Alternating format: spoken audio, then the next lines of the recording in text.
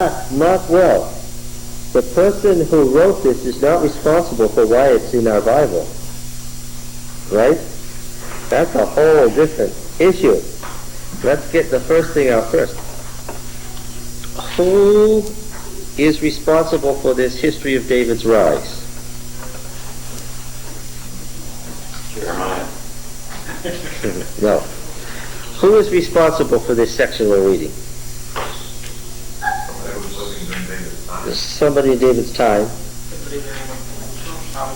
Somebody at David's court. Not Samuel. Samuel dies in the middle of it. Huh? Original spin doctors, yes. What's the purpose again? David's court is reaching out to whom? To the Northern League. To get it to do what? To accept David as king. To do what it begins with in the opening verses. To do what Samuel did. Stop grieving over Saul and what? Anoint David king over Israel. Yeah. Why is the Northern League loath to anoint David king over Israel? And why were there a lot of people who said anybody but David? They found his hand in his blood. Whose blood did he have? Israelite blood. Yeah, Saul's and a lot of Israelite blood, yes. All right, so David, this is certainly done under David's aegis. This doesn't happen without David knowing that it's being written, and it's not without his direction. In fact, a lot of the interplay that goes on here, so-and-so said to so-and-so, it's only David and one other person who's present. Who else could have been interrogated to get the story of what's David's story here? But David himself, yes. Okay, so there is a person, and it's not just a single unitary work. The person who's writing the history of David's rise hasn't just created something out of whole cloth. He's got some other stuff that's already present. He's got some stories about Samuel, right? He's got some stories about Saul and his court. So he's got some pre-existing stories. This history of David's rise is not an even literary composition. Some of it's new composition and some of it is not. Okay? Now, why is it in Samuel? Totally different issue. How did it happen to arrive in our Bibles? Totally different issue. What's it a part of now? Now it's part of the Deuteronomic history. It's obviously part of the state records of Judah and Israel. And when does this get created? In Josiah's time. So the Deuteronomist, or the Deuteronomic historian, DTR 1, to be distinguished from the second historian, has seen fit to include all this as an appropriate beginning to the monarchy, an appropriate. Now, warning, in the middle of the history of David's rise, the Deuteronomic historian, writing centuries later, frequently inserts stuff that wasn't part of the history of David's rise. And so, as a result, we can end up with details that clash. Yes! We could have details like Samuel never saw Saul again. Wait, Richard! Saul went off to see David and Samuel, and there he was prophesying in front of Samuel for days. Which is true, Richard? Did Saul never see Samuel again, or did he go and prophesy in front of him for days? Which is true?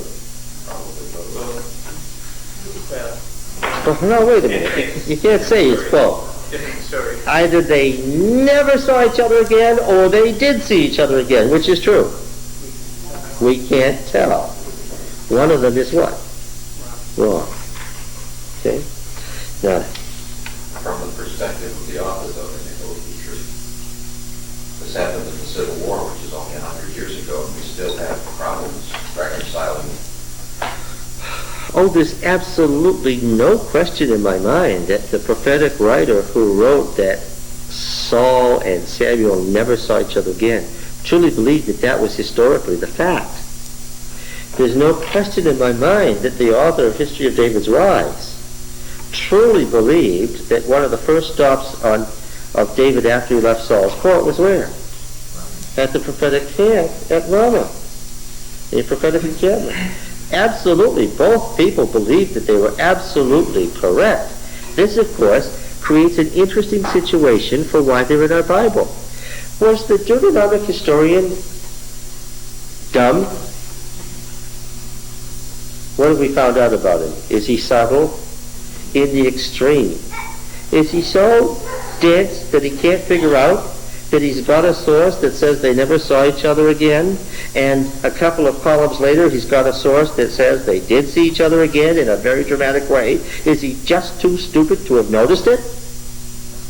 Then I ask you this question. Why, Richard, did he include both statements, since they clash and cannot both be true? Yes? There must be aspects of each story which are relevant to his time. Yes, that of course, he didn't include anything that didn't have to do with Josiah's day, that's true. But why include these specific statements? Why not just suppress one or the other? Just omit a half a sentence about when they saw each other again. There's obviously something a priori operating here, isn't there? The Deuteronomic historian obviously has an a priori operating, and what is it? He's got two texts, both of which he considers what? Sacred. They are what? The Word of God. And as such, what? He cannot change them, and so what is he content to do? He is content to let them stand together. And so what do we have to be content with, Richard? Let them stand together. Yes. As disturbing as that may be to the 20th century mind, what do we have to do? We simply have to recognize the reality of how it came to be, and that's the way it is. All right.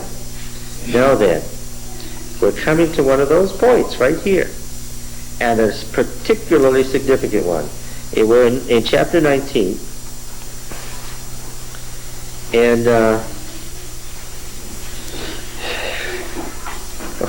we had commented on how at this point the text says that every member of Saul's family has brazenly lied to him to assist David in his rise. But part of the irony is Saul's family is only following what?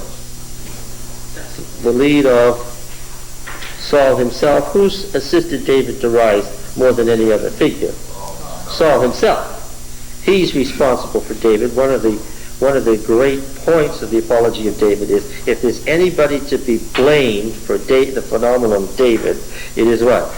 It is Saul. Now David fled and escaped and came to Samuel at Ramah and told him all that Saul had done to him. And he and Samuel went and dwelt at the encampment. The encampment. This should not be considered a place. It's in Ramah. Okay? And it was told Saul, behold, David is at the encampment in Ramah. Who's encamped there? Who is encamped there in this camp meeting sort of thing? A prophetic guild. Living in tents.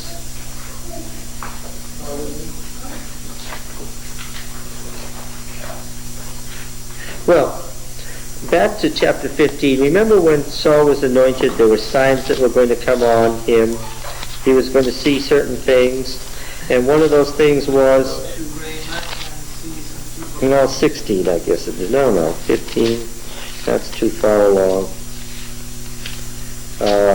The anointing of Saul is way back in chapter 10, I guess. I'm making things up as I go along here.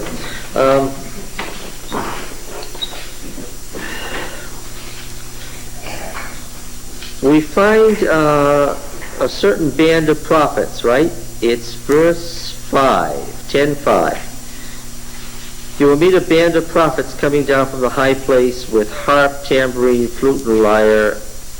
Before them prophesying. The Spirit of the Lord will come mightily on you, and you'll be turned into another man, and these signs will meet you, and so forth. And whatever your hand finds to do, God is with you.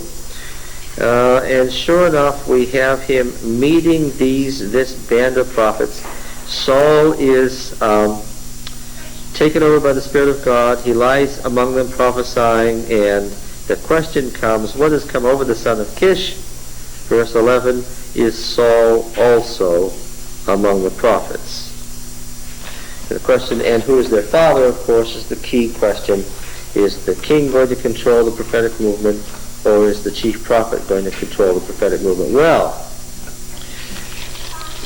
listen, we deliberately didn't comment on this at the time, but I want to ask you, we know that we haven't had any such thing as a prophet up to this time. How do we know that? Book of Samuel says, what was before called a seer is now a prophet. Okay, in former times in Israel there was a person called a seer. One who's now called a prophet was called a seer. They didn't even have the term. Suddenly we have this phenomenon appearing. What's the origin of this business? A band of prophets prophesying. What's the idea of prophesying itself? Samuel has created in the Samuel Compromise, of all the offices, judge, an independent priesthood, an executive king with limited authority, but most of all what? A prophet who's there to oversee everything and speak for God. Where did such an idea come from other than out of the fertile brain of Samuel himself? What made the concept even available to him and to people? Where did this come from in Israel? Yes, there was prophecy at Mari centuries earlier, but where does it come from, and what are the factors that create such a thing now? Wouldn't it come from the fact that Samuel himself was called and he had been looking back, and then he was called and heard his voice of the Lord and talked to him? Well, you immediately raised the issue of Samuel and his own experience as a way of explaining the phenomenon of prophecy. As soon as you do that, I have to ask you, tell me about something about Samuel. Having grown up with the priest, and in the temple there with Eli, there must have been something that in his teaching and in the experience with his mother and the prophecy about him being the one about her giving him to the Lord. There must have been something in that Holy Spirit. All right. And in his growing up with Eli that must have developed. The concept of a prophet. Why does that have something to do with the spiritual condition of the nation at this time? The spiritual condition of the nation. Now, The priesthood has become totally corrupt. she's got the personal experience of Samuel as a probable explanation for the phenomenon of prophecy. Now, you're saying the condition of the nation, but it sounds like you're saying the same thing. The priesthood has become corrupt. Yeah, and God needs some other means apparently to communicate His will to the people. Oh, this has something to do with communication of God's will. How was that normally communicated prior to this? The priesthood is used. The priesthood was used. I like the way you put that. How was the priesthood used? Can you be precise about it? Well, you have the Urim and Thummim, the sacred dice, which were taken out of the ephod where they were worn.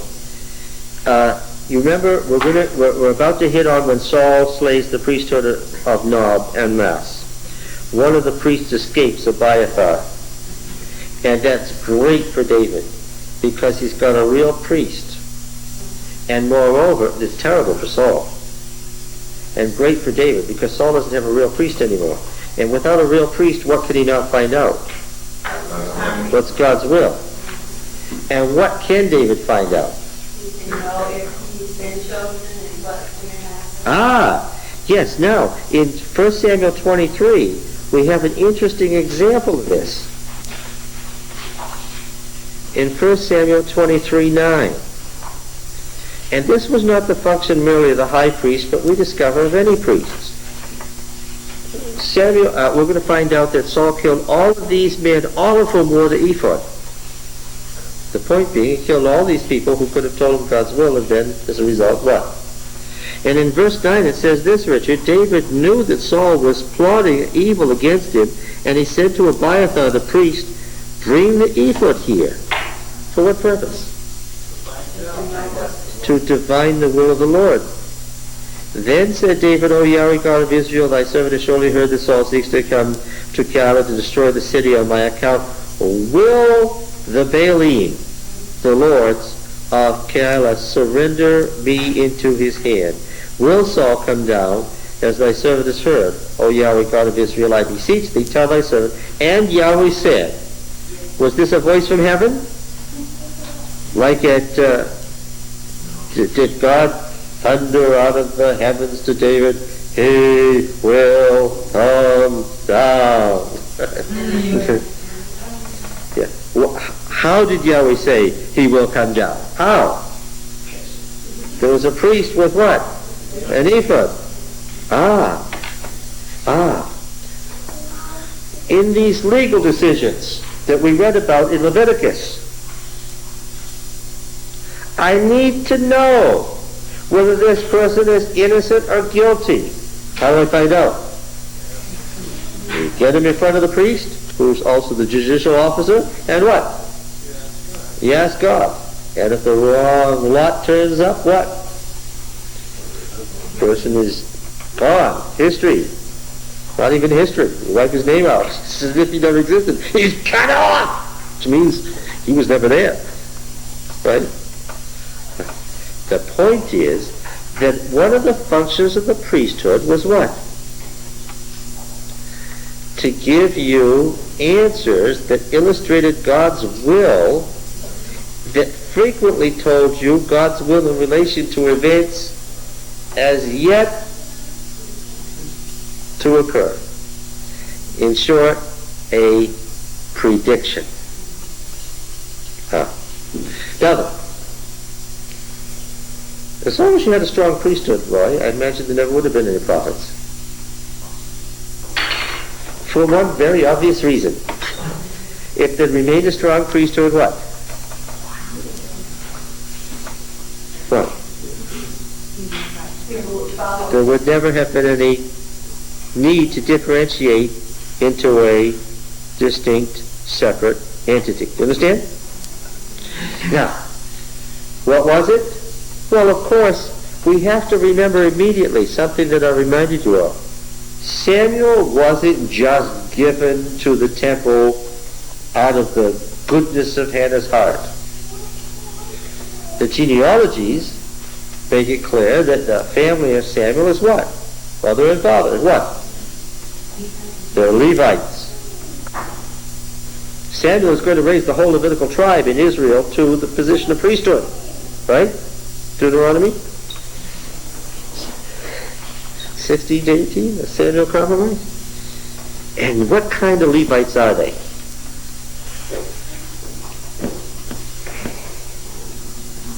Family connections. Whose family? Between Moses and Aaron? Yeah. Well, take a guess. Whose family are they? Well, it's just they're from Mount Ephraim. What are they going to be? Are they going to be Aaronites or Moshites? They're going to be Moshites.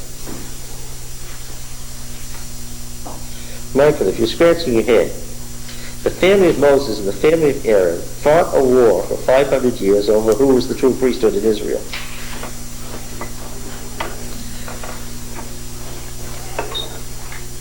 So much so that we're going to find out that David solved the matter how? He had two high priests.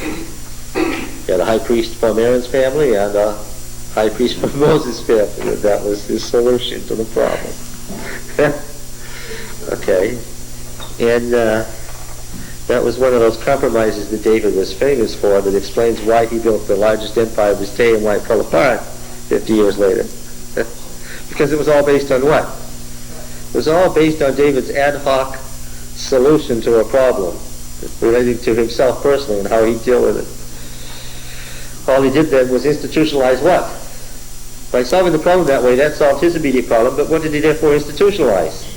The rivalry built right into the government between what? the Moshite and Aaronite priesthood. Now he's got it built into the covenant. You see the problem? All right, now look. The Moshite priesthood, their sanctuaries were like what? How were they? Tents. Yeah. Okay.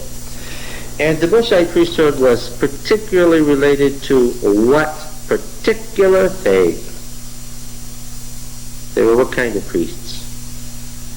They were priests of what?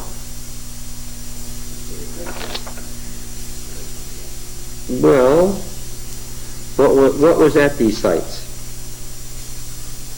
For what? A tent. Not a what? Not a temple. Okay? And in this tent shrine there was an ark. Right? Now of course you understand that several things happened at once. The Moshite priesthood declined in the Northern League. When you say Eli and his family, you don't mean Eli and the two sons. What do you mean? You don't mean Eli and the two sons. You mean that, but what do you really mean? Yeah. Are you talking about 2 people, 3 people? Hundreds spread out where? All over the Northern League. Run by Eli, or perhaps we should say, not run by Eli, right? That was the point. The Northern League's priesthood fell apart. And this whole priesthood was tied together by what thing? More than anything else, what thing tied the whole system together? What did the league surround? What did they go up to inquire in front of? The ark. But of course, what happened? They couldn't go up and inquire in front of the ark. Why? The embarrassing reality of having lost the ark to the Philistines, and the ark having come back, and its coming back being such a curse that nobody wanted it. It was hidden somewhere. Well, yes, but that's a historian writing. It was hidden somewhere. It was where? It was where? Yeah, but that's our answer because we know. What would have been the answer then? Well, it's where? It's where is it? It's where? Actually, the truth of the matter is, we don't know where it is. The embarrassing reality was what? The Moshite priesthood's great symbol was the ark, and what? They lost it. They lost it. I don't mean they lost the right to control it. I mean what? They lost it. It was physically lost, as in, I don't know where it is. Now, do you think that any of the Moshite priesthood would like to have known where it was? And to have rebuilt the sanctuary of Moses and gotten the thing into some order again? Well, of course. And would they like people who have come to the sanctuary and inquired of God again? But what?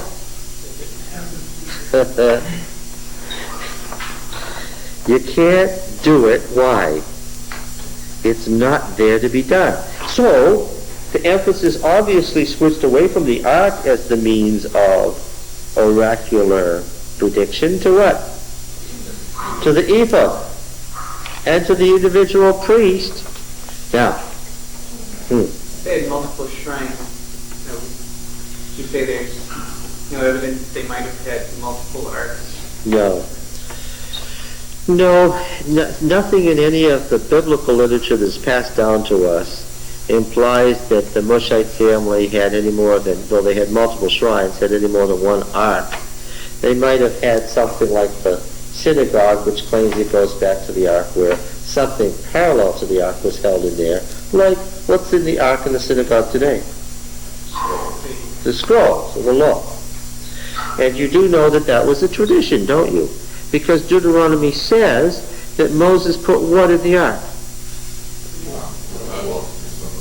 The book of the law, meaning Deuteronomy. So, the corpus of legal material that developed, now where did those laws come from?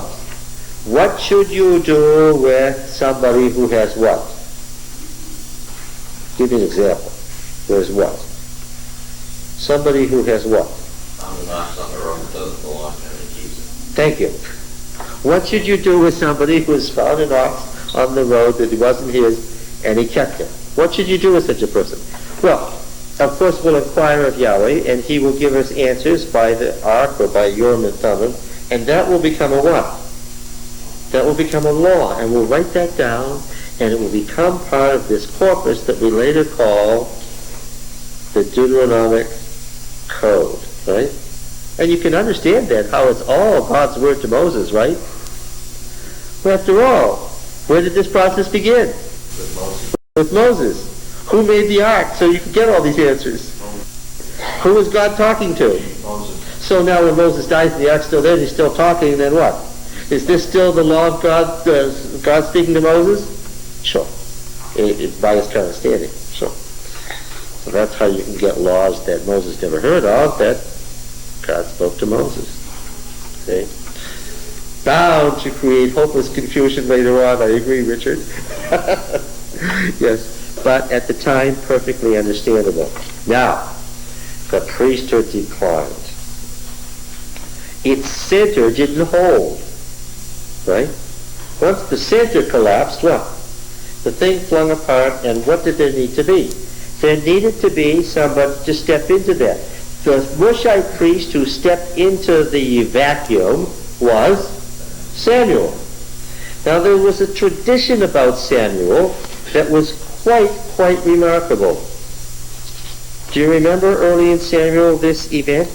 What happened to Samuel when it was too late for the Mushite priesthood to hold together and perform its functions? God called him. God what?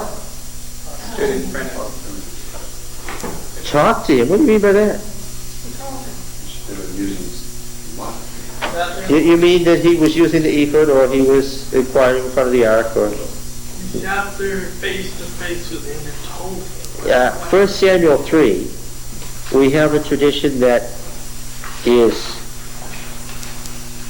clearly the end of oracular priesthood and the beginning of prophecy. And by the way, in the Samuel Compromise, Samuel makes this a law. Who has sole control over inquiring of the Lord? It's not the priests anymore. Who is it? The priest can offer sacrifices, do all those good things, but they don't get and tell you what the word of the Lord is anymore. Who tells you that? The prophet does. The word of the Lord was rare in those days. There was no frequent vision. And then we have verse 7, Samuel did not yet know Yahweh, for the word of Yahweh had not yet been revealed to him. Verse 10 is the key verse.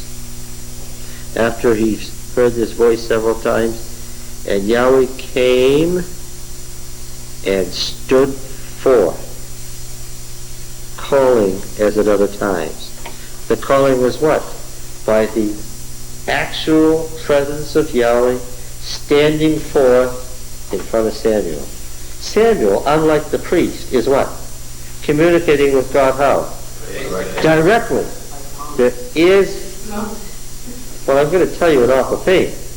The story about Moses is probably based on what? How Moses functioned, as they recalled it, is probably modeled on what? On how they understood Samuel worked, and not the reverse. Okay? They understood that Moses had talked to God on the mountain. But then the Mushite priesthood also said what? Moses talked to God where? In the tent. And if you were reading those stories, you would know, Moses talked to God in the tent just like Samuel. Of course, you said Samuel just like Moses. But of course, the point is that they're reading prophecy back into Moses. A prophet does not need what? Doesn't need an ephod. The ark can be lost, right? And what? The prophet still knows God's will how? Directly. Directly. Because he has access to the divine counsel. Yes, he has access to the divine counsel. The loss of the oracular function of the priesthood. the collapse of the Northern League and its priesthood, the loss of the ark, the presence of Samuel, are all items that explain the origin of prophecy. This entered one, the one who's been entered. So the word becoming flesh? Yes, but When you mean the prophetic office, rather than specific acts which we would describe as prophecy. well, I don't say that. I wouldn't say that Adam was a prophet or had the prophetic experience. I wouldn't say that Noah was a prophet or had the prophetic experience. I wouldn't say, even though the Bible says this, that Abraham was a prophet. Okay?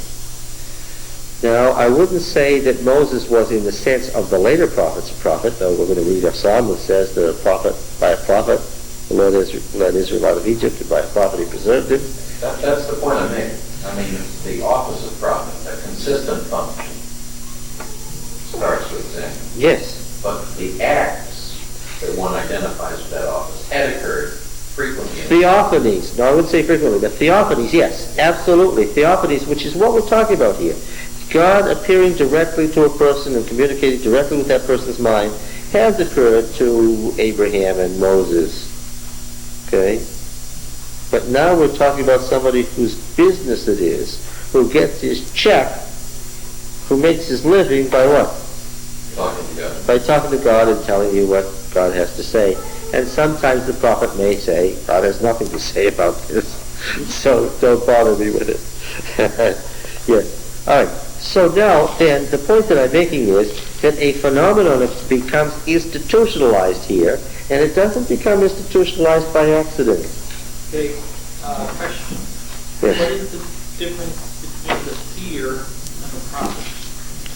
If you have the seer, Does the seer see? Does he have a vision in which he sees? Or does the seer see God's will by seeing the entrails, as the priest did? By seeing which way the lot falls? By seeing which way, whatever the various things that we read in Leviticus happens? Right? A seer may have been nothing more originally than the priest who did that red heifer ceremony to find out whether the woman was guilty, and he saw the answer. Which then we read into it from a later day, seeing a vision, which we have no evidence of. Okay? Now then, one of the things that I want you to notice in Deuteronomy 18 is that when Samuel, in his compromise, 18:10, no one who burns his son or daughter as an offering. What was the purpose of burning son and daughter as an offering? They were disobedient children. I decided to get rid of them. Was that the reason? No. What was the purpose of that sacrifice? They dedicated the firstborn for God. Yeah, but why did you just make the decision that this would be a good time to burn this kid? Because you were seeking the divine will, you sought to influence or to alter the future. It has to do with predicting the future. You got it? One who practices divination. Why do you practice divination? What are you trying to divine? Trying to divine the future. A soothsayer, which is a fortune teller. What's a fortune teller telling you? Open the cookie. What's it going to tell me? Am I going to do well in love or fortune or whatever? It's what? It's to divine the future. Once upon a time, only emperors got to read fortune cookies. Now anybody who goes to the local restaurant can. When you practice augury, what are you trying to do with all of these various mechanisms? And there's a multitude of them. You're trying to find out if the liver is a certain color and if the gallbladder is long. What are you trying to find out from that? Or even looking at the lifeline on the hand, what are you trying to find out? The future. There's no point having your palm read or turning over the tarot cards if you're not interested in what? In the future. You don't go to turn over the tarot cards unless you want to know what? What's going to happen to me in the future? right? And a sorcerer. The purpose of casting the hex is what? To influence the future. A hypnotist could always do this, and it was a trick. Say chicken, and the person what? Yes. How could you predict that in advance? Well, because you hypnotized it, but they didn't understand the mechanism. But the point was, it was someone who seemed to be able what? To predict the future. A medium, the purpose of using a medium to talk to the departed spirit is what? So that departed spirit, which is in a higher realm, can tell you what? What's going to happen in the future. Yeah. And wizard and necromancer and so forth. The point is, all of these magic arts were in Israel. They were all there. There's no reason to make a law against them if what? If they weren't there. Samuel didn't just sit down and say to himself, let me think of all the bad things that somebody could possibly do and write it down, or the law would have been much longer, right? Why is it here? Because what? With the breakdown of priesthood, with the breakdown of the league, what? All of these,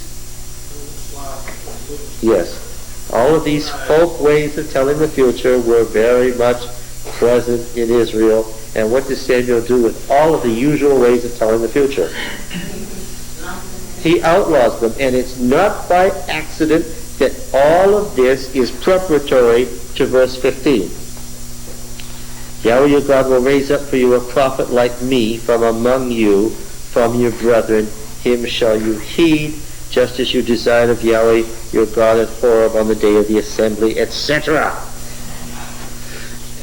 The obvious question you have to ask is, if there's no way to tell the future, what are we going to do?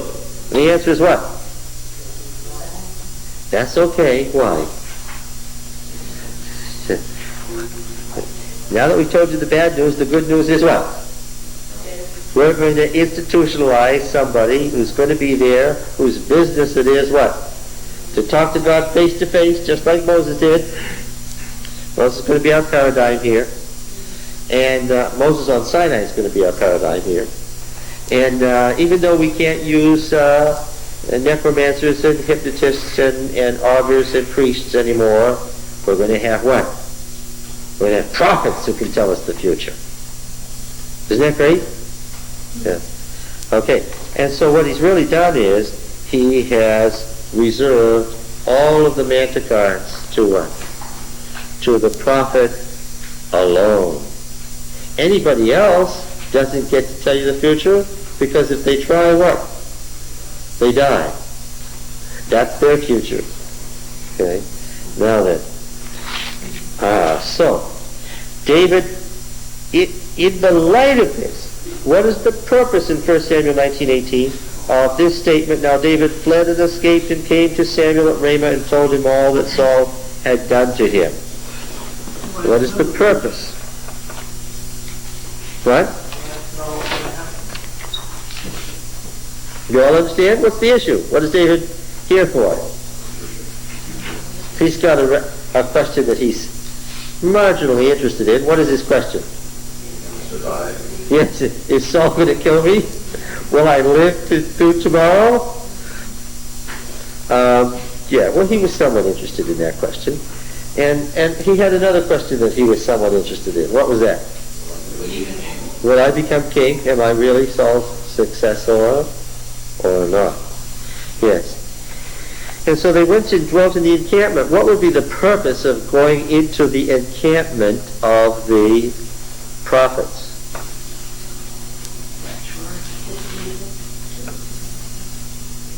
Now, you understand, the prophet doesn't get God's answer on demand. Right? You do understand that. The prophet doesn't say, I want an answer, answer me. How does it happen? Things come up and what? Yahweh will speak when? Yeah. So, what did prophets find themselves doing? And what? Asking questions and what? Waiting Waiting for answers. Yes. Now, of course, one of the ways that we have seen that they waited for answers, what went on physically? What did they do? What did prophets do? My translation says they wanted to frenzy. Prophetic frenzy, okay. They had meals. Huh? They had meals. Mm-hmm. We would be very suspicious of anybody in a prophetic frenzy. Oh yeah, I think so. Well, the Pentecostal mode is not our mode. We read these early years of Ellen White from 1842 to 1844, 1852 or so, and we're in absolute horror. Why? All of these events come how? In the middle of what? Music and dancing and people swooning and what? What we would call religious, yeah. Yeah, shaker. At least we'd call it fervor, if not fever, right? Yeah, there was music and dancing and hallelujah and praise the Lord and glory to God shouting and, right? And all night meetings and what? And visions. Yes. And what is there here? Music. What was the purpose of going to the encampment? What were they going to do? And how? Yeah. There would be those things for which they were famous. The music, right? So this is like make joyful noises to the Lord, and I'm going to get his attention. Yes, that's right. Yeah, and a company of prophets prophesying. So prophets prophesy as their work. That's what they do. And that doesn't mean that they were just shouting out every moment true statements about the future. What does it mean? It means they were going about the business of prophesying, which may have included what? Waiting or... Chopping wood later. Yeah, or... Falling in the way. Yeah, and having to float. That's what prophets do when they prophesy. Or cooking up poisonous stew and not dying from it. That's all the business of prophets prophesying. One of the big ways that prophets prophesy, of course, is that they get the band together and what? And the band plays and they sing and they're waiting for what? They're waiting for what? Spirit of God to come on them and the answers to come. Now, it's clear from the actions that are described here that as the person describes it, Samuel's reaction is, does he know the answers? Does he know the answers? Yes or no? None of the description here would be necessary if what?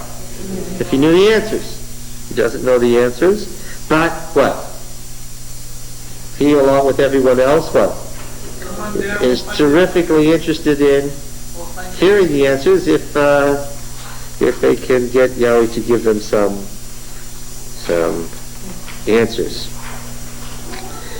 And the Spirit of God came on the messengers of Saul, and they also prophesied. Verse 21. When it was told Saul, he sent other messengers, and they also prophesied. I'd rather that these messengers had prophesied than the messengers that Ahab sent, because what? The messengers that Ahab sent, what? They got burned up. It's probably a lot more fun to just prophesy than to be burned up. In any case, you see the relationship of the stories, don't you? They prophesied. It was told Saul, he sent other messengers, they prophesied. Saul sent messengers a third time, they prophesied. Then he himself went to Ramah and came to the great well by the threshing floor. Ignore the Masoretic text's confusion. It finally breaks down into things that aren't even words. And so we've got another place name suddenly that doesn't exist. He came to the great well on the threshing floor on the barren heights, and he asked, where are Samuel and David? And one said, behold, they are in the encampments of Ramah. And he went from there to the encampment in Ramah, and the Spirit of God came mightily on him also. And as he went, he prophesied until he came to the encampment in Ramah. And he stripped off his clothes and prophesied before Samuel and lay naked all that day and all that night. In this case, prophesy means not that the king was just pouring out predictions of the future, but what? Huh? Sort of in a hypnotic state when you're Sounds like he's going to do that. Well, he's among those who he's joined the frolic, and he's part of the singing and dancing and the prophetic frenzy. And he's gone into prophetic ecstasy, and yes. This happened to Saul too, so it seems like an initiation to kingship. Well, of course, you understand that the relationship is obvious. Hence, it is said, is Saul among the prophets. Now, that's interesting because we have two distinct and different stories, each of which purports to be the reason for a well-known saying. Is Saul among the prophets? Either the origin of that statement was something much earlier, or it's this event, or it's what? Or it's neither of these events, it's something else that caused this ironic statement to be made, is Saul among the prophets. And I'll ask you again, is Saul among the prophets? What's the answer?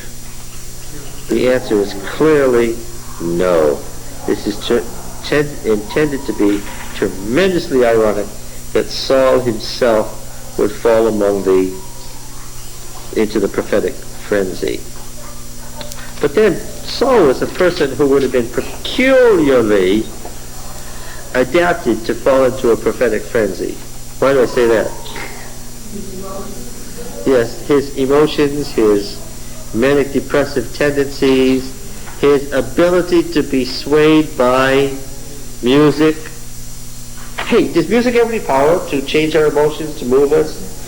Can music get you into a frenzy? Nah, music can't get you into a frenzy, can it? Yes.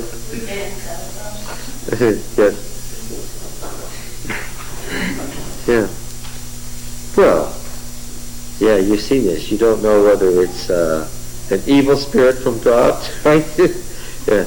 You have to see a Pentecostal meeting, a real Pentecostal meeting, and you have to see a good heavy metal rock and roll concert. You have to have experienced both to see the relationship. And is there a relationship? There sure is.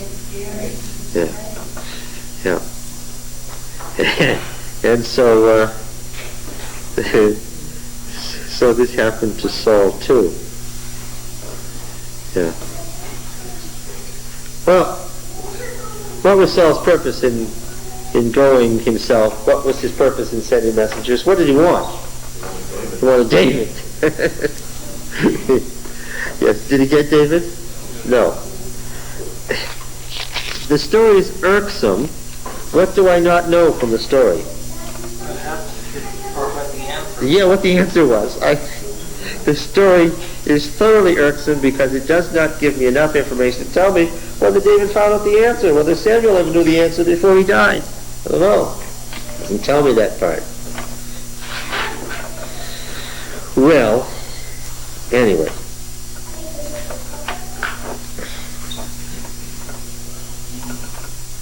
A wicked and adulterous generation desires a sign. Right? Sign means miracle? Is that true? Not originally. What these folk were seeking right there was a sign from God. But the sign wasn't a miracle. It was what? It was the word that was revealed, that even though they didn't have any supernatural proof that this is what would happen, what? That which was to be revealed was to be acted upon as a certainty before it happened. This is the sign. When you get a sign from God, this is what it meant originally, an oath. The word oath, the Hebrew word oath, meant, sign, meant that God has given the answer. You don't have any proof that that is going to happen, but you believe it's going to happen because the prophet got the word. This is what's going on in the chapter we read last week in Genesis 4. Let's go back there. Genesis 4. Yeah, this has everything to do with what we're studying right now. You've all heard of Cain and Abel, right? Cain, of course, unless you're totally dense, the very name, the name means smith, someone who's a metal worker. It is also related to the root to acquire, to get goods, to be acquisitive, to gain things, to gain material wealth, material. A metal worker gives you the idea of hard, right? Avo means breath, spirit. Unless you're really, really lost, can you sense the difference? Cain is what? Hard, heavy, solid. Abel is what? What? Yes. He's a breath. He's almost what? Nothing. It's almost like you could take your hand and what? Put it right through him. The distinction between matter and spirit is dramatically present in this story. Okay? Now then, you all know about the offerings and so forth. The part I'm interested in verse 10. Oh, an accusation is made by Yahweh in verse 9. Yahweh said to Cain, "Where is Abel, your brother?" This is an accusation. You understand that, don't you? This is a court scene. This is a court scene. Anybody would have recognized that this is right out of the courts of Israel. Yahweh is playing the role of what? Judge. When the judge asks you, "Where's your brother?" why is he asking that? Because he's just really, really interested in your brother? No, why? Because, yes, he's asking you to initiate your defense because the implication of the question is strong. Where were you on the night your brother died? Why are you asking that? It's just because you have such a deep interest in my life? What's the implication of the question? You really want to know what? Did you kill your brother? And if you didn't, what's the evidence that you didn't? All right. He said, this has to be one of the worst defenses in history. I don't know. Am I my brother's sheepkeeper? Punning on sheepkeeper, because it was the you all know from those wars in the West that farmers and shepherds don't get along. Why? Because the animals trample over your garden. They eat it. Yeah. Would that make a farmer happy? No. Farmer would want to kill those animals. The shepherd's livelihood. There's another of the big arguments in society going on right there. And he said, "I don't know where my brother is." Is that a good defense? If the question is, "Did you kill your brother?" is the defense, "I don't know," a strong defense. Evasion has never been counted as one of the best defenses possible. He always said, "What have you done?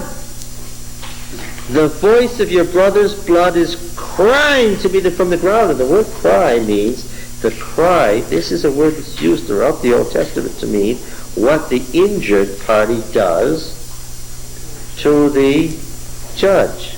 The injured party lodges an accusation, and this verb is the verb by which he does it. Now, the injured party hasn't gone as far enough away as we evidence would like him to go. The injured party is dead, so he can't be part of this story, right? No. Who's the plaintiff here? The dead man is the plaintiff. Yahweh's involved. Why? Because the dead man has complained. And Yahweh is, of course, adjudicating the case. It's crying to me from the ground. Now, there's the fact that it's crying from the ground. Of course, where's the dead man? In the ground. There we know that. And now you are cursed from the ground, which has opened his mouth to receive your brother's blood. What did Cain do? What was Cain's business? He was the farmer. To be cursed from the ground is a deliberate pun on agriculture. He's the first farmer. And what? And he's cursed from the ground. Now, when you till the ground, it shall no longer yield to you its strength. You shall be a fugitive and a wanderer on the earth. A farmer can't, a shepherd can wander forever and he's at home. Why? His life is, his home is what? Yes. A wandering farmer is an oxymoron, is it not? What's the problem? Yes. You can't be a nomadic farmer. That's part of the story. Cain said to Yahweh, in a verbal complex that is used in Hebrew only for laws that amend prior judgments. All the way through Leviticus and Deuteronomy, we saw laws. And then we saw, however, four complicated cases that bear on that law, that to some extent modified that law. You understand? We saw this again and again. There were laws made 100 years later, the law was modified. We do this all the time, don't we? The whole idea of jurisprudence is what? That it's a living thing that modifies as it goes along. Here, in a classical collation of terms that mean I want a law modified, a law has been given. Cain is going to be a wanderer on the earth. He said, my punishment is greater than I can bear. The statement which is that statement which is the final judgment is immediately called into question as inappropriate. You have driven me this day away from the ground, and from your face I shall be hidden.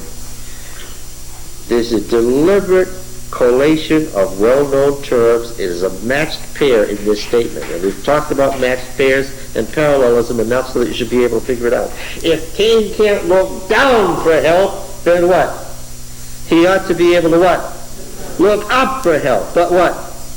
He can't look up for help and he can't look down for help, and his motion can only be lateral. In the ancient world, such an existence is unthinkable. Where's all the useful motion? It's all vertical, right? The horizontal plane is the plane of man where nothing happens, right? Between God and the underworld, that's where all the business is going on. Cain's situation is an impossible one. It's outside the realm of human experience. You understand? I shall be a fugitive and a wanderer on the earth. Whoever finds me will slay me. Of course they will. Who has he killed? You understand, he is son of Adam and Eve. The story is clear. Anybody he finds is going to be what? A member of his family. But you know this story. Who has he killed?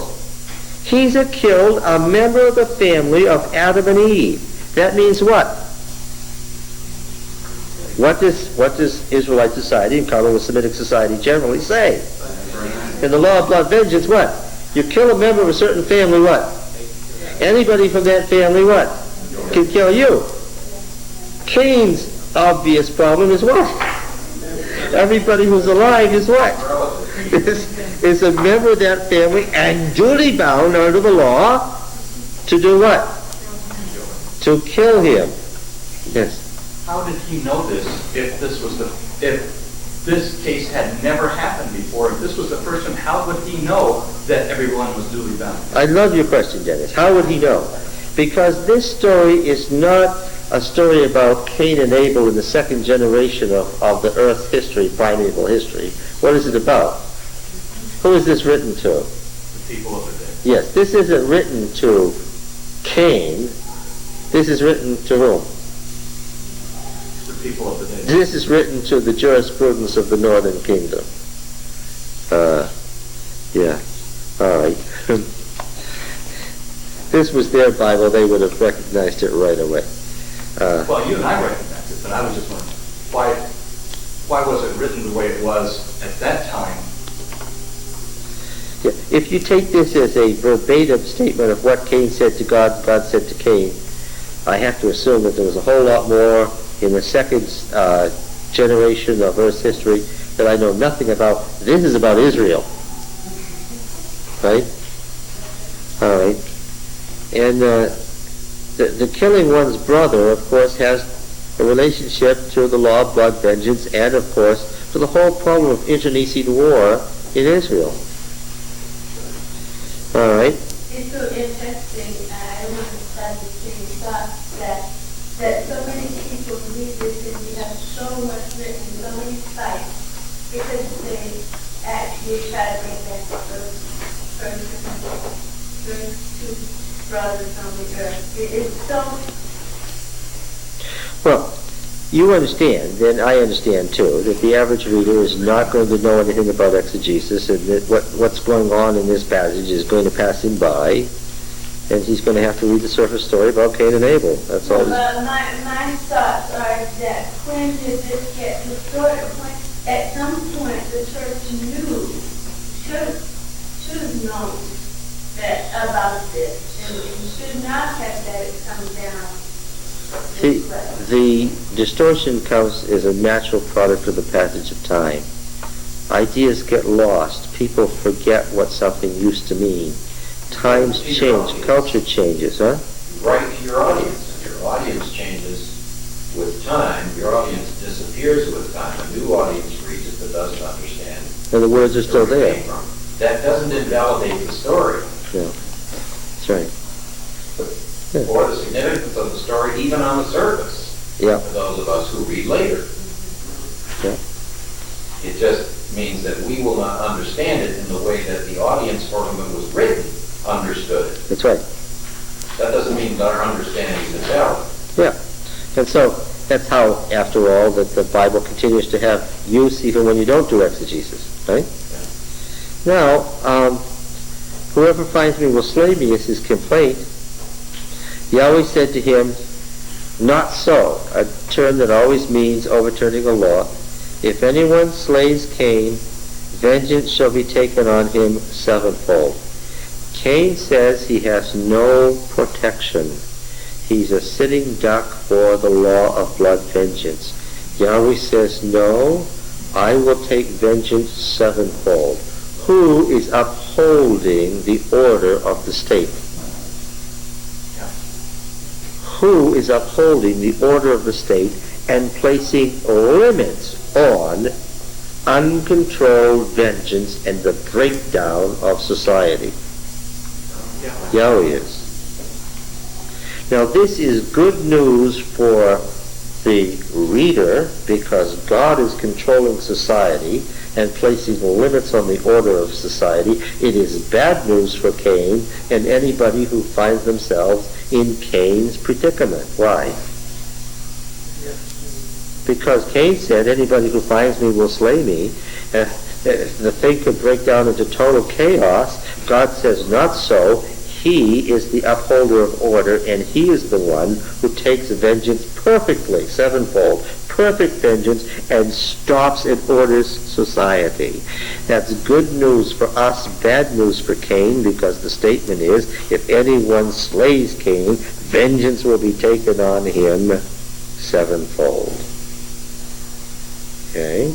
Yahweh will avenge Cain, but alas, Cain's situation at that point will be what? He will be dead. He will still have been killed. Yeah. So the order of the state, including the state's right to have a death penalty is upheld by Yahweh, who places limits on that, breaking society down into mass chaos. That's the message. And Yahweh gave this oath, sign, to Cain. Get rid of the word mark. That's an extraordinarily bad translation. Cain did not walk around with a statement that said, warning, do not kill this person, God will kill you 7 times over, on his forehead. There was no physical sign on Cain. What did Cain have? Cain had the prophetic word. This is what a sign meant originally. Is that clear? A sign was God has directly intervened and told you directly what his will is and what he will do. Now you know for sure what will happen in the future. You know for sure why. Because God has spoken directly. No miracle has been wrought. You still have to believe by faith that what? That what God has said, he can and will do. Okay? That he has given his oath. And Yahweh gave this sign to Cain, lest any who came on him should kill him. Cain went away from Yahweh and dwelt in the land of what? Nod. What? Land of what? Land of what? Wandering. Dwelt in the land of wandering, east of Eden. Cain knew his wife. Okay, now, of course, this is deliberate. What did God say? Be fruitful and multiply. And God made man in his image. In the image of God he created him. And verse 4:1, Adam knew Eve his wife. She conceived and bore Cain, saying, I have acquired a man with the help of Yahweh. Right? It's the image of God is being passed down. The image of God is still in Cain. That's why the oath has been given, the sign has been given, the prophetic word has been given to Cain that he will be avenged with the perfect vengeance of God if he is simply slaughtered. Cain knew his wife, and she conceived and bore Enoch.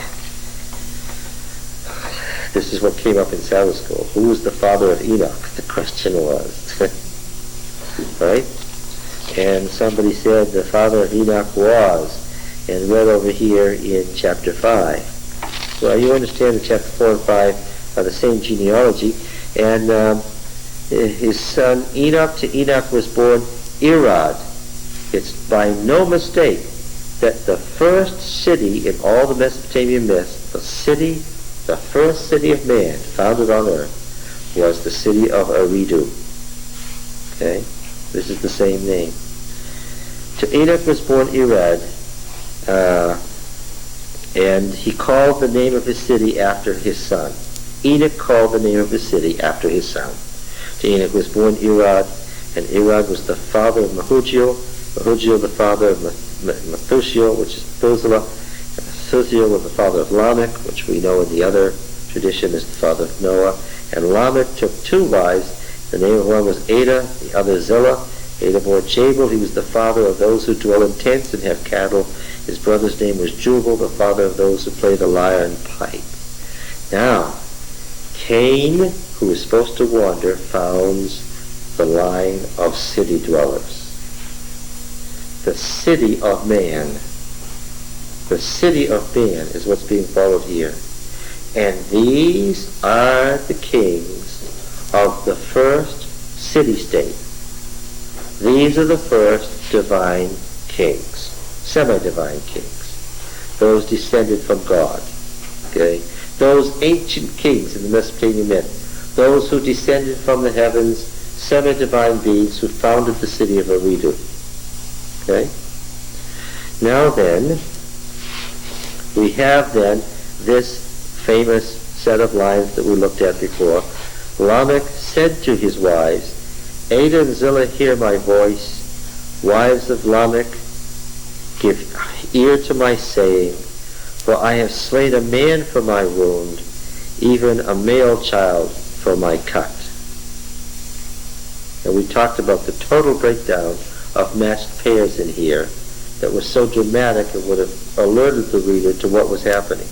If Cain is avenged sevenfold, and we talked about what the number of the next line should have been. What should the number of the next line have been? 8.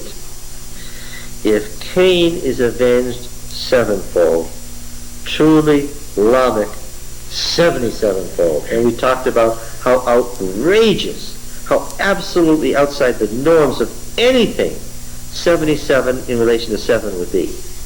Because 77 is not in any sense parallel to 7. It should have been 7 and 8, right?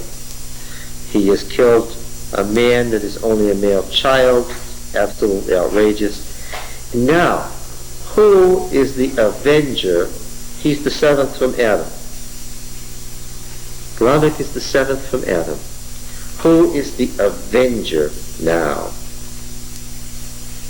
Who is upholding the order of the state now? If Cain is avenged sevenfold, who is doing that vengeance in 24a? Who is doing it? Adam. If Cain is avenged sevenfold, were you with me when we just read this story? If Cain is avenged sevenfold, who is doing that vengeance? Yahweh. Yahweh is. Were you here? Yahweh, the Lord says to Cain, I will avenge you perfectly, sevenfold. Don't worry about it. I'm controlling things. Don't worry about it. Now, who's taking control of ordering the state and controlling vengeance? Lamech. Yes. In the city of man, what? The king, the human king, intends what? To control the order of the state himself, apart from what? And in a superior way, a vastly superior way to God. And the result, according to the text, is what? Is absolutely what? What is it going to result in? Is it going to be the ordering of the state or the disordering of the state? Are we going to have order or chaos in 24b? What are we going to have? We're not going to have order. What are we going to have? We won't have anarchy either. What are we going to have? Well, we could have anarchy, but what are we going to have? Many buzzards. Who will survive? No one. The strongest. Yeah. Who's the state ordered by? Whoever happens to be what? The strongest. And how fair will that vengeance be? He has involved, as a mighty warrior, a boy in a battle in which the boy nicks him, and as a result he kills the child. How fair is that ordering of society? Okay. Now then, do you understand how the author has set this up? Lamech, the 7th from Adam, chooses to be a divine king. Who stands in the place of God now? Lamech. Who is going to run and control and set the limits of the state? The divine king who is evil incarnate. Now, of course, you understand that this Lamech in the other parallel stories, the father of Noah, and with him, the antediluvian world what? Yes, because the old world must end because of its violence. The parallel story. The line of Cain and the line of Seth are really parallel stories. All right. Now, in this setup then, the interesting point is the sign given to Cain was the prophetic word. God has spoken to him directly. This is his will. Now what must Cain do? Huh? He must believe and act on. Does he have proof yet that God will order society that way? God will not allow that which he has done to spread out over the whole world. Later on, we'll see the same kind of thing. Things aren't going well. Why? David wants to, why are things going well? Things have turned bad all of a sudden. Things are horrific all of a sudden. Everything that he does turns bad all of a sudden. He wants to know why. The Lord says, well, you know, Saul carried out a deliberate bloodbath on the Gibeonites. The Gibeonites, of course, were the Moshite servants. They were the temple slaves of the Moshites. He not only killed the priesthood, what else did he kill? He not only massacred the priesthood, he massacred all their covenant slaves. And the Lord said to David, look, Saul, who was acting as this kind of king, right? Saul massacred the Gibeonites without a cause. And you haven't done anything to right that. And what? And how are things going to go in your society until that wrong is righted? They're not going anywhere until that is avenged. Same word. Now David's beside himself because he incorrectly thinks that he has destroyed all the house of Saul except the members of Jonathan's house, and he can't do anything to Jonathan's house. Why?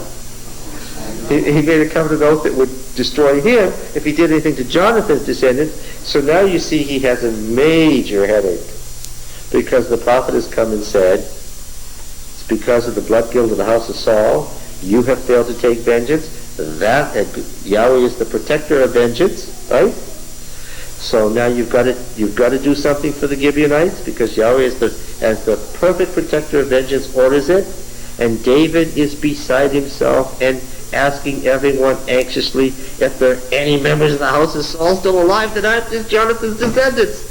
And he's racing around his own empire trying to find out some people because what does he need to do? He needs to find some living descendants of Saul who aren't of Jonathan's family so that what? So that he can kill them. Yeah. All right. And that's how this picture develops. Now, there's a lot of this story of David fleeing to Samuel at Ramah.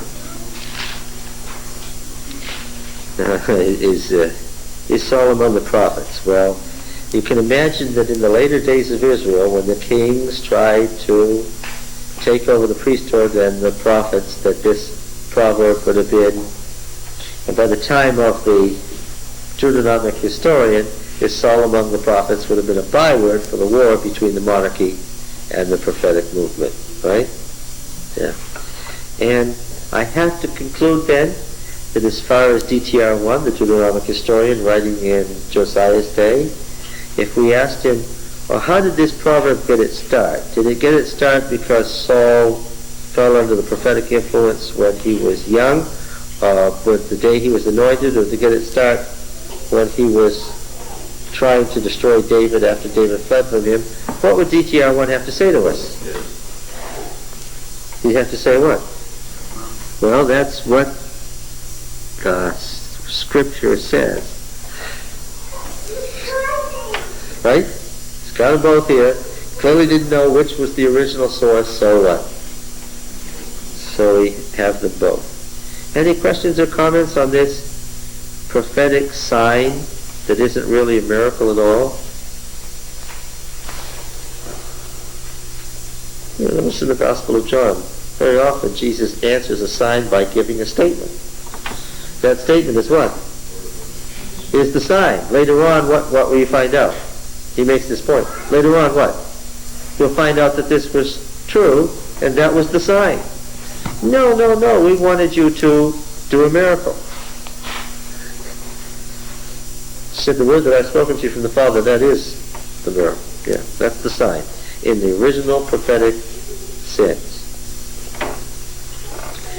Then David fled from Naioth and Ramah and came and said before Jonathan, what have I done?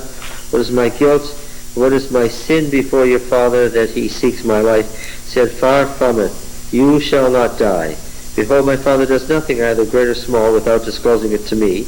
And why should my father hide this from me? It's not so. David replied, your father knows well that I found favor in your eyes, and he thinks, let not Jonathan know this, lest he be grieved. But truly, as Yahweh lives, and as your soul lives, there is but a step between me and death. Then said Jonathan, whatever you say, I'll do for you. David said, tomorrow is the new moon, and I should not fail to sit at the table with the king. Let me go that I might hide myself in the field the third day of the evening, your father misses me at all. Then say, David earnestly asked leave to run to Bethlehem, for there is a yearly sacrifice there for all the family. She says, good, it will be well with your servant. If he's angry, then know that evil is determined by him. Therefore, deal kindly. There's a key term, right? There's all these technical covenant terms in the relationship between Jonathan and David. Deal with covenant grace. Deal faithfully, graciously, according to our covenant relationship. For you have brought your servant into a sacred covenant. They had cut a covenant with you. If there's guilt in me, slay me yourself, for why should you bring me to your father? Jonathan said, far be it from you. If I knew that it was determined by my father that evil should come on you, would I not tell you? Then said David to Jonathan, who will tell me if your father answers you roughly? Jonathan said, let's go into the field. So they both went to the field.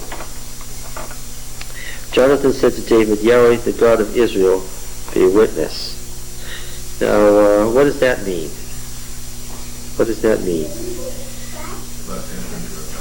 Because what he entered into a covenant. David refers to the fact that we are already in covenant relationship. Deal faithfully, deal kindly, the technical term for fulfill the terms of the covenant, for you've entered into a sacred covenant. Jonathan is asking something of Oh. Jonathan's asking something of him. Covenant that they could have entered into previously was that Jonathan was sacrificed to the throne because he knew that David was anointed. Yes, the prior covenant was David is seen by Jonathan as Saul's true successor and inevitable successor, and Samuel has already removed hereditary monarchy from Saul much earlier. Jonathan does not believe that he will ever succeed Saul as the sole king. He's already Saul's regent. We understand that. Jonathan now says, if I do these things that protect your life, certain things will follow from that. It is inevitable that if I protect your life and save you from my father at this point, that you will become the king. And since that is the case, I want certain things. He says, I'll send to disclose it. If it please my father to do you harm, Yahweh do so to Jonathan more, so if I don't disclose it to you and send you away, that you go in safety. May Yahweh be with you as he's been with my father. If I'm still alive, show me the loyal love of Yahweh, that I may not die, and do not cut off your loyalty from my house forever. When Yahweh cuts off every one of the enemies of David from the face of the earth, let not the name of Jonathan be cut off from the house of David. And may Yahweh take vengeance on David's enemies. And Jonathan made David swear again by his love for him, for he loved him as he loved his own soul. And it's very clear what it means by this. It makes it explicit what it means by this. It's not that this was a cold, calculating deal between people who didn't like each other, I'm sure. I'm sure that this came about from people who were friends and who liked each other very much. They were brothers-in-law. That's not what I'm saying. I'm just saying that these terms have nothing to do with how they felt about each other as far as emotions or affections. That's not an issue at all here. These terms refer to what? Yes. The political covenant, the unbreachable covenant made in Yahweh's name between Jonathan and David about the throne of Israel. Why is this so very, very important to the history of David's rise, the apology of David? Because the rightful heir handed the throne over to him. There were still living descendants of Jonathan. Even after Eshbaal was killed, what? Jonathan is the eldest son. The throne should have reverted to what? To his family. That was the state of things at the time this was written. Jonathan's family had the next claim on the throne of Israel. Eshbaal was just a stumbling block in the way. He gone does not mean David is free. This covenant between David and Jonathan is emphasized so often and in such extreme language because it is of the very essence of why this material was written. Jonathan's heirs do not have a right to the throne, says the Apology of David. Why? Because Jonathan himself handed that heirship over to David with one stipulation. Which is what? That the family not be killed. And of course, unless you're a dunce, you should notice that David, what? Hasn't what? You're reading this in the Northern Kingdom. Read between the lines. Read with understanding, Richard. What does it say? Have you gotten it, Richard, in the Northern Kingdom? David hasn't done what? He hasn't killed any of Jonathan's descendants. David has what? Fulfilled his obligation. David is strong enough. David is strong enough, you northern dummies, so that what? He doesn't have to worry about the claims of Jonathan's family on the throne, you dummies. If he wanted to, what? He could wipe out Jonathan's family. He does not do so. Why? He has made a covenant with Jonathan. That is why he does not do so. He does not take the throne over the dead bodies of Jonathan's descendants because he made a covenant with Jonathan not to do so. Do you get it? You people in the Northern Kingdom, what? Should be so lucky to get a king who does what? Who keeps his covenant with his dead covenant partners. You got it? Yeah. So this deal between David and Jonathan goes way beyond their personal relationship, right? Because when this is written, Jonathan is what? Dead. Yeah.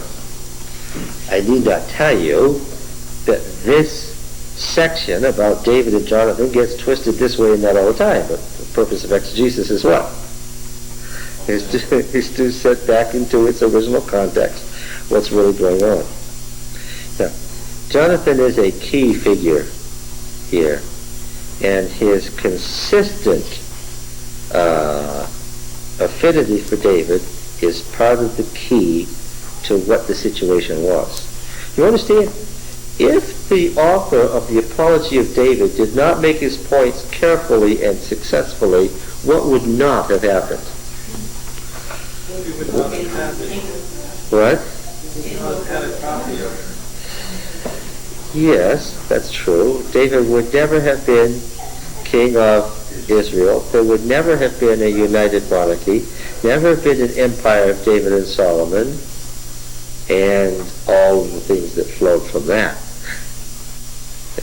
It's hard to imagine how things would have turned out if this hadn't been successful. I'm asking now, how successful was the author of the Apology of David? What happened? The elders of Israel what? Came to Hebron and what? Made David king of Israel. Boy, those folks, those Jebusites living in the city of Jebus on the border between Benjamin and Judah, the city sat on the border. It was the city that defined the border between Judah and Benjamin. right? It was the city, nobody had ever taken it because it was the border city between Judah and Israel, the two leagues. Anybody, see, folks forget this. Why did nobody ever take that city before? Why did Saul overlook it? Because it would have been such an offense. Nobody could take that city. Why? Because anybody from the south who took it, what? Would have offended the Israelite League instantly. Anybody from the north who took it, what? Would have offended the Southern League, and either way it would have created a war. But the moment David became the king of Israel, what? The folks in Jebus, instead of fighting for their lives, what? They should have thrown open the gates. Why? Why? Because David, as king of Judah and king of Israel, what? Yeah, and it was the perfect thing. A capital on the border between the two leagues. What could have been better than that? Right? What a deal. If there wasn't a city there, they had to put one there. Yeah. Yeah. And of course, you understand that during this whole time, David is tramping around. I hope you're reading these chapters and have read ahead and you know what went on. David is running all around Judah. And Saul is chasing him all around Judah. Saul claims Judah as part of his territory, right? So, but David has a way of what? Evading him and moving all around Judah with 600 men. Tell me what you can say about 600 men. I need a big trail. Do you need any sustenance to sustain an army of 600? And is an army of 600 a pittance or what? Big army. An army of 600 picked warriors, as it calls them, is what? Is something what? In the ancient world. Is something to be feared. When David goes to Anchises, the king of Gath, and says to him, "Here I am, here's your loyal servant," Anchises takes him up on it for two reasons. Breaking off Judah from Saul in a single fell swoop is what? This is the best deal he ever could have imagined, right? And he has to do this over the protestations of his fellow tyrants and his own warlords who say, what? This is a bad move. This guy is dangerous, right? He's not to be trusted. And of course, the text, although it's an apology of David, shows what? For Anchises, this was a bad move. He was not to be trusted. He was dangerous. In other words, what? His advisors, what? Were right. And David, knowing what his intention was, asked for a city, the farthest removed provincial city that the Philistines have in Judah. For what purpose? So he can reign as a Philistine vassal over Judah. It's very clear. And as he does so with what in mind? His future kingship over Judah and Israel. Right? He advances his own cause at the expense of the Philistines in every way possible, while at the same time eluding Saul this way and that. These 600 warriors would have also had their families and stuff. Oh yeah, you could not possibly have supported such an army in Judah without the active support of what? The great majority of the population. There were some who were willing to turn him over to Saul for obvious reasons. If Saul is there, and he wants to know where David is, what would it be best to do? If you had the misfortune of having him show up at your gates. Tell him where he is. Yeah. You can get away anyway. Yeah. And at least by telling him where he is, that will save you from being slaughtered, right? By this time, Saul has made it clear, very clear, that what? To cross him could be what? Yeah. He's willing. Anybody who would massacre the priests of Yahweh and their families is a dangerous man. He's not afraid of what anymore? He's not afraid of that limitation of God's vengeance, right? He's king in what sense? He's the king in the sense of Genesis 4, 24b, he's the Lamech kind of king. He's the king where all authority is flowing not from God, but from what? From himself. I keep referring to Adolf Hitler as a good example. I could, there's the vagaries of happenstance, we could say Joseph Stalin, but the point is, right, you get somebody who believes that he is the absolute authority, everybody else is in danger at that moment. So he's going to find out then that David is increasingly Saul's nemesis. David as a fugitive is not really a fugitive.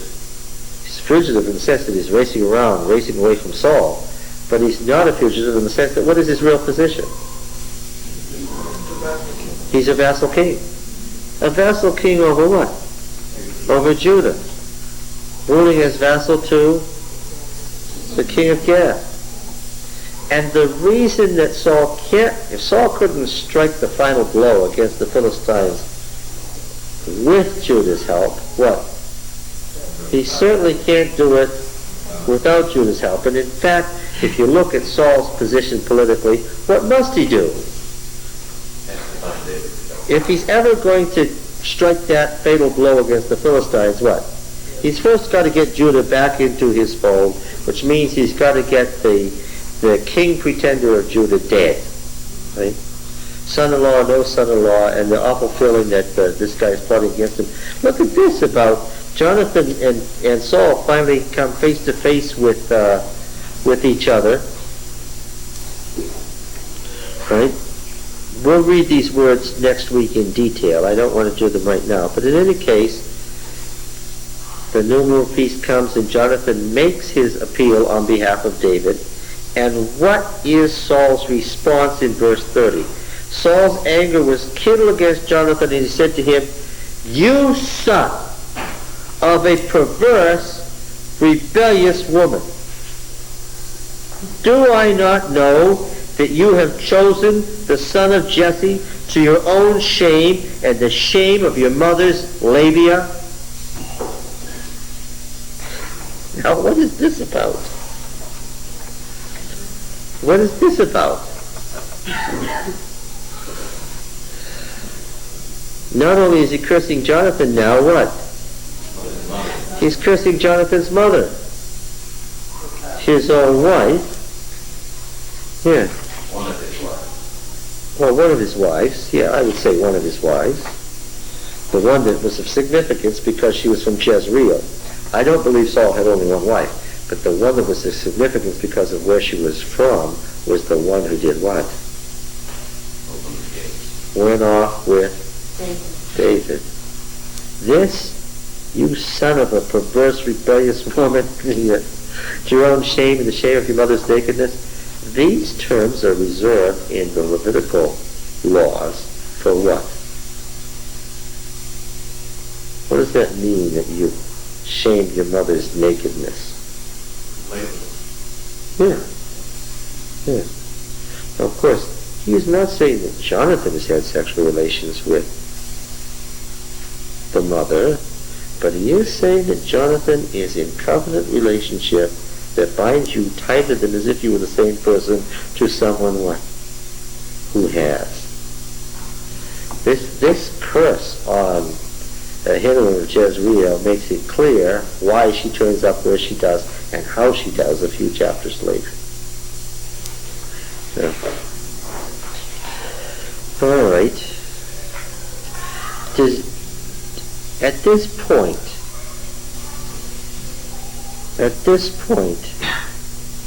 as Jonathan pleads with his father, why should he die? What has he done? There's a breach between them. What becomes clear at this point to Jonathan? So there's no hope of reconciliation between David and Saul. That's all they're killing. There's no hope of reconciliation. Then you added that Saul is going to kill him. No, that he's going to try to kill him. But Jonathan believes that the result is going to be what? That Saul will die as a result of David's actions, not the reverse. Why else has he made a covenant in which he protects his own family in case he should be dead? Why does he think that he himself might not survive this? I feel sorry for Jonathan. Well, I feel sorry for Saul. I sort of feel sorry for them all, but I feel especially sorry for Jonathan. Jonathan was in the position where he had to back his father. He was the co-regent. He was the co-king of Israel. It was his father. There was a law about that, right? John, there is possibility for Saul to make a covenant with David, to kill, because there is no exit for Saul. He needs to be killed for David to take the kingdom. But if we do a covenant like Jonathan did, become humble, he accepts that could be alive. Well, certainly Jonathan saw the possibility that he could survive it because he said that he wanted what position? He wanted to be prime minister in David's kingdom. He said so.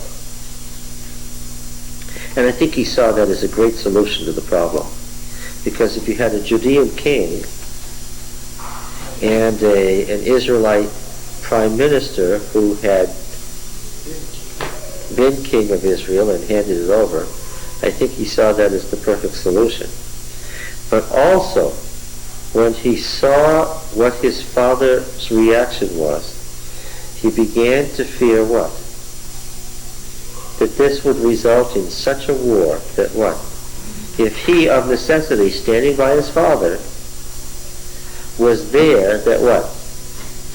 He would inevitably get mowed down in whatever conflict happened as a result of all this. And in fact, what? That's exactly what happened to him. And he saw it coming. And I don't think there was a thing he could do about it. He acted on the sign. He acted on the word. He acted on the prophetic word, which he treated as a sign of what was to come. He acted as if he was certain that David would become the king. He knew, probably, that at this time, that David was only an inch away from getting the throne of Judah and naming himself king of Judah. There was one thing that David had to do to become king of Judah. You understand that he was the warlord of North Judah. It was just a question of which of his brothers would become successor to Jesse, and it was clear that he was successor to Jesse. He was the warlord of North Judah. Who was the warlord of South Judah? Well, the Calebite successor. You understand that Caleb was the other great leader, right? Judah. He only had to do one thing to become king of Judah. Naturally, there was another pretender to the impending throne of Judah, and it was clear that a kingship was going to develop in Judah, and it was just a question of whether it was going to be him or what? The Calebite chieftain, right? Now, as it happened, we will see David killed the Calebite chieftain and took his wives. So what did that mean? What did that mean? When he killed the Calebite chieftain, it was absolutely certain, sealed with that man's blood, that what? He would be king of Judah. Yeah. And certainly Jonathan saw that that was David's position, that he was right at that point. And it actually happened a little faster because of Saul's open break with David.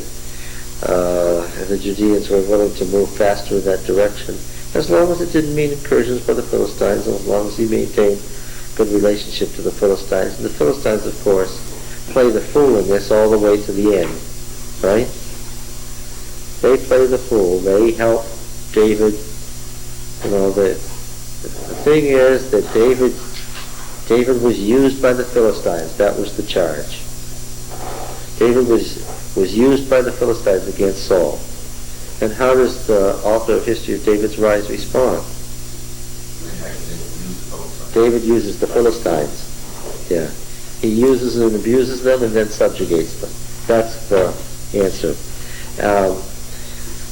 And apparently the Philistines only figured out when this thing was published, the elders of Israel came to Hebron and made David king of Israel. Suddenly, it apparently dawned on the Philistines one day too late that what? David as king of Judah, their vassal, was a great idea, right? David as king of Judah and king of Israel is what? The worst idea they'd ever heard of. They moved on him immediately, and what? Unfortunately, you know this story. You can't make war on somebody who's been inside. Why? Because he knows everything. He knows how you do it, what your strengths and weaknesses are, what you can and cannot do. And they were doomed from the moment somebody sat down and said, let's write to the elders of Israel all the things they really need to know about the rise of David, right? Because that was going to doom their cause. However, the Philistines weren't bad sports about this. They were not spoiled sports about this at all, I want to say in their defense. When David conquered them, what did they do? Can't beat them, John. They became, Soldiers in his army. they became his private army. The Gittites were what? When the Pelethites and the Cherethites and the Gittites came on the scene, what? Every revolt throughout the empire, as long as David lived, he didn't use those tribal levies, what? He called out what? The Philistine army. Every time somebody got out of line, what did David do? He called out the Philistine army, and what? And put down the revolt. No matter how far away it was, where it was. The Philistines had a good reason for wanting all of Palestine to be united. They knew that just there at the end of the Gaza Strip is what? Just within spitting distance is what? Is Egypt. And they knew that one way or another they had to have a united Palestine, or what? Or the Egyptians would roll over them. And when they couldn't unite Palestine, and it remained for the Hebrew king to do it, what did they do? They needed a strong central government in Palestine, and they made it work. So I'll say that despite those uncircumcised heathen being a pain in the neck for several decades, once the handwriting was on the wall in their palace, what? They cooperated. Yeah. Well, as I said, I feel sorry for Jonathan. I can't think of anything that he could have done differently. It seems that he was as fair as he could be to his father, given what the prophetic word was, and as fair as he could be to David, and knew that it might cost what? Himself his life, and it did. Well, we have more to see about all this shortly. Thank you.